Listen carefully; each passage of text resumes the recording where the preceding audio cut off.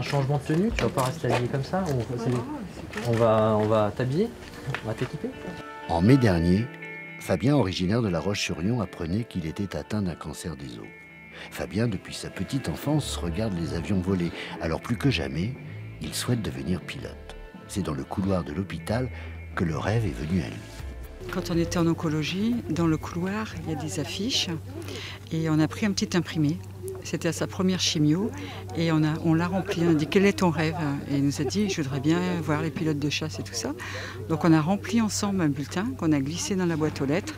Et un mois et demi après, il nous a contacté, l'association nous a rappelé. Donc c'était formidable, quoi. C'est l'association On Ma Vie qui organise tout. Et avec sa volonté de faire, le voici presque aviateur à la base 705 de Tours.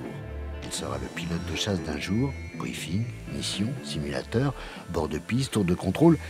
Les militaires lui ont ouvert toutes les portes. Et dans ses yeux, une joie maîtrisée, certes, mais émouvante. J'en avais déjà vu d'aussi près, mais à chaque fois, c'est toujours vraiment un bonheur fou de les voir d'aussi proches. Et puis, je me dirais qu'un jour, j'ai piloterai peut-être. Donc, c'est vraiment incroyable. J'y pense beaucoup. Je me dis qu'il faut quand même avoir le bac, mais bon. Ah, tu l'auras le bac? Oui, je l'aurai. Puis après, c'est comme si on était déjà dans l'avion. Les pilotes de la base sont particulièrement sensibles à Fabien.